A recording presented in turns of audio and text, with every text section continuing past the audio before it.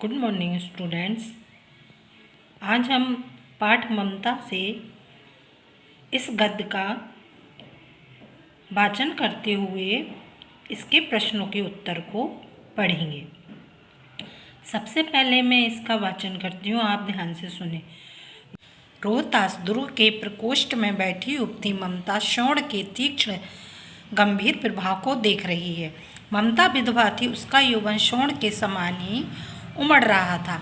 मन में वेदना, मस्तिष्क में आंधी, आंखों में पानी की बरसात लिए वह सुख के कंटक शयन से विकल थी। वह रोहतास दुर्गपति मंत्री चूड़ामणि की अकेली दुहिता थी। फिर उसके लिए कुछ अभाव होना असंभव था, परंतु वह विधवा थी। हिंदू विधवा संसार में सबसे तुच्छ निराश्रय प्राणी है। तब उसकी विडंबना का कहाँ अंत था। अब आपको इन प्रश्नों के उत्तर बताने हैं। सबसे पहला प्रश्न है, उपर्युक्त गद्यांश का संदर्भ लिखिए। तो मैंने आपको संदर्भ लिखना पिछले पाठ में भी बताया था। बस आपको संदर्भ लिखने के लिए पाठ का नाम याद रखना है और उसके लेखक का नाम याद रखना। इस तरह से आपका संदर्भ पूर्ण हो जाएगा। तो ये आप बात को ध्यान से सुने। इस पाठ का नाम है ममता और लेखक कौन है इसके? जयशंकर प्रसाद। तो आप इस संदर्भ को किस तरह से लिखेंगे, ध्यान से सुनिए।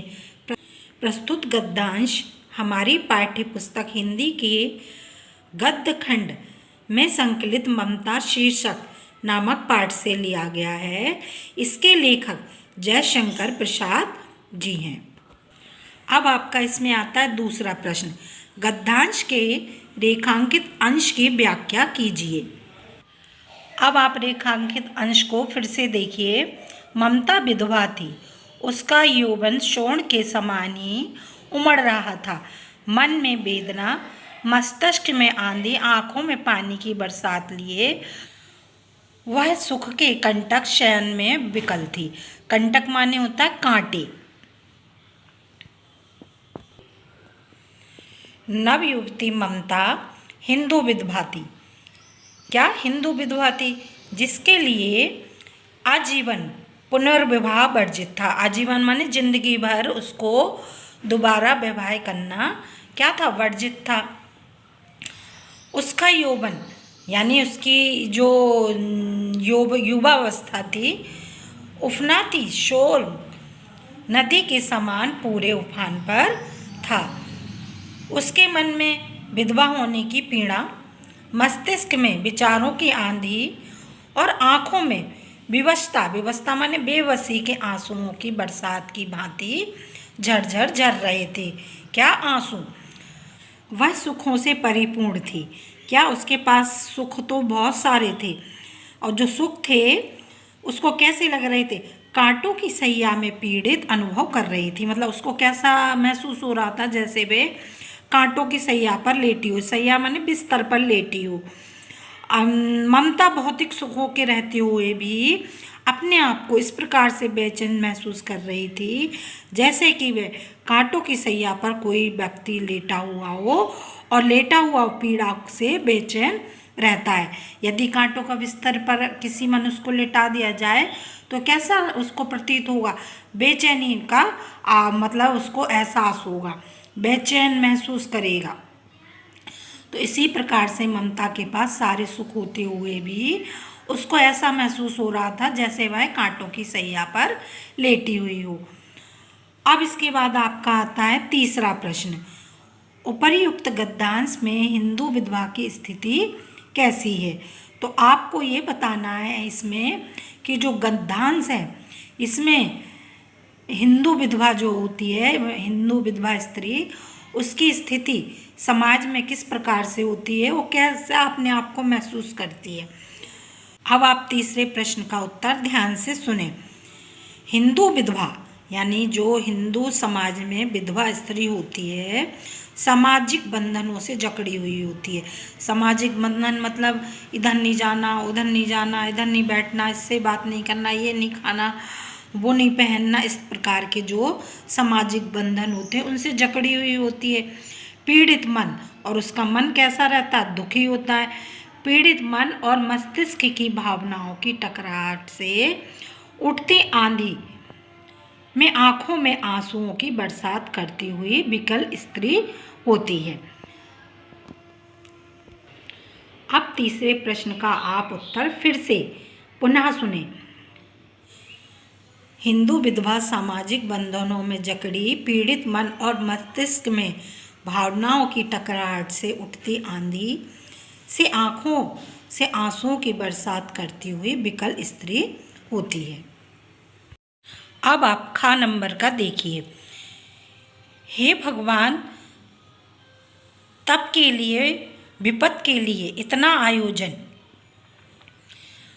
परम पिता की इच्छा के विरुद्ध इतना साहस, पिताजी क्या भीख ना मिलेगी?